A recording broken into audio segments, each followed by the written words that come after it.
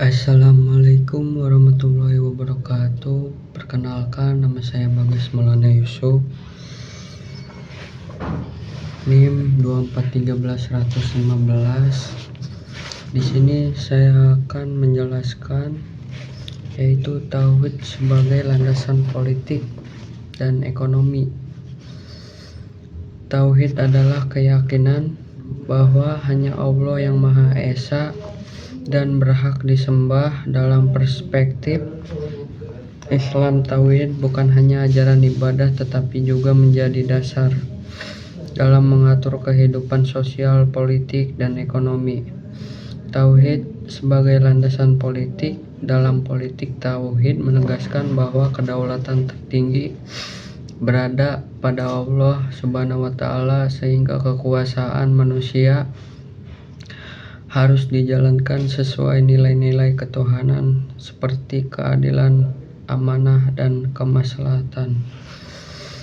Implikasi keadilan yaitu pemimpin wajib berlaku adil kepada seluruh rakyat tanpa ada diskriminasi, yaitu amanah kekuasaan dipandang sebagai titipan Allah Subhanahu wa Ta'ala, bukan alat untuk memperkaya diri, yaitu musyawarah syuro atau pengambilan keputusan dilakukan melalui konsultasi, yaitu partisipasi masyarakat.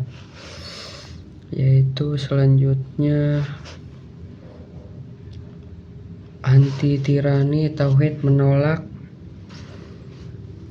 pengkultusan individu, penyalahgunaan kekuasaan, karena tidak ada manusia yang memiliki kekuasaan yang mutlak, yaitu pemikir muslim seperti Abdul Ala Maududi yaitu Asy'ariyati menjelaskan bahwa tauhid membebaskan manusia dari dominasi sesama manusia dan menegakkan sistem yang berorientasi pada keadilan sosial. Tauhid sebagai landasan ekonomi, yaitu dalam ekonomi tauhid mengajarkan bahwa seluruh harta pada hakikat adalah milik Allah, sedangkan manusia hanya sebagai khalifah yang mengelola. Implikasi kepemilikan bersifat amanah. Harta tidak boleh digunakan untuk merugikan orang lain. Keadilan distribusi, yaitu Islam mendorong zakat, infak, dan sedekah untuk mengurangi kesenjangan sosial. Larangan eksploitasi. Praktik riba, itu monopoli, penipuan, dan korupsi dilarang karena bertentangan dengan nilai-nilai tauhid, yaitu la ilaha illallah Muhammadur Rasulullah. Tanggung jawab sosial, yaitu aktivitas ekonomi tidak hanya mengejar keuntungan tetapi juga kemaslahatan masyarakat. Dengan demikian, tauhid melahirkan sistem ekonomi yang menyeimbangkan hak individu dan kepentingan sosial.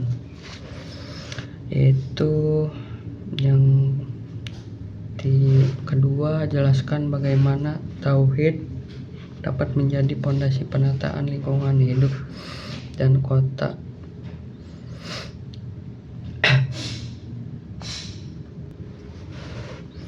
Tauhid bukan hanya keyakinan bahwa Allah itu esa, tetapi juga menjadi dasar cara manusia memandang alam, masyarakat, dan pembangunan. Dalam perspektif Islam, tauhid dapat menjadi pondasi penataan lingkungan hidup dan kota karena menempatkan seluruh alam sebagai ciptaan Allah yang harus dijaga, bukan eksploitasi secara berlebihan. Tauhid melahirkan kesadaran bahwa alam adalah amanah. Dalam konsep tauhid, manusia bukan pemilik mutlak bumi, melainkan khalifah, pengelola, diberi amanah oleh Allah Subhanahu wa Ta'ala.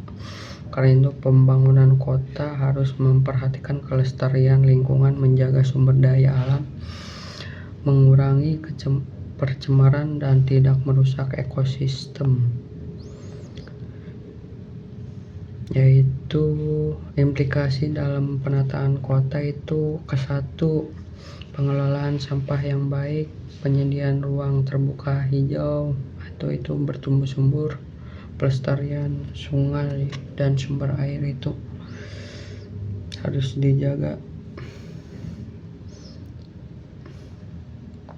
Yang kedua itu tauhid, menolak kerusakan fasad.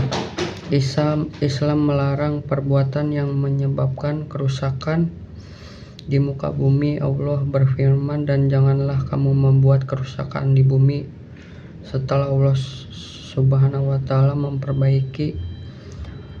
Surah Al-A'raf ayat 56. Menuntut perencanaan kota yang tidak hanya berorientasi pada keuntungan ekonomi tetapi juga berkelanjutan lingkungan dan kesejahteraan masyarakat. Contohnya yaitu mengendalikan pembangunan yang merusak hutan, mencegah alih fungsi lahan secara sembarangan, dan mengurangi eksploitasi sumber daya alam dan berlebihan. Itu yang ketiga, tauhid mendorong keadilan sosial. Itu tauhid menegaskan bahwa semua manusia sama di hadapan Allah Subhanahu wa Ta'ala. Karena itu penataan kota harus berorientasi pada keadilan sosial, bukan hanya melayani kelompok tertentu. Implikasinya akses bersih untuk seluruh warga, transportasi, penyediaan fasilitas, dan penataan permukiman yang layak bagi masyarakat miskin.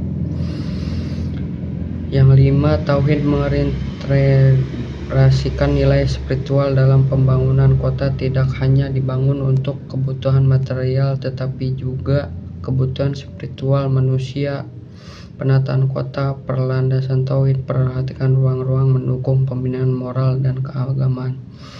Contohnya pembangunan masjid sebagai pusat peradaban. Yang kedua, penyediaan ruang publik yang aman dan beretika, dan pengembangan budaya hidup bersih, tertib, dan bertanggung jawab. Yang ketiga, kesan-kesan terhadap mata kuliah teologi bangunan. Itu mata kuliah itu teologi pembangunan itu memberikan wawasan yang luas mengenai hubungan antara nilai-nilai ketuhanan, kemanusiaan, dan pembangunan sosial. Melalui mata kuliah ini saya mau memahami bahwa pembangunan tidak hanya berorientasi pada pertumbuhan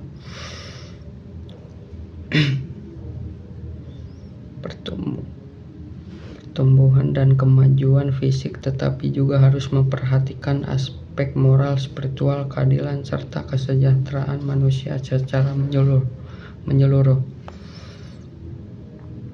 Secara keseluruhan, mata kuliah ini sangat bermanfaat karena memperkaya cara pandang saya tentang pembangunan, tidak hanya sebagai proses material tetapi juga sebagai upaya memanusia dan mewujudkan nilai-nilai kemanusiaan yang sesuai dengan prinsip ketuhanan.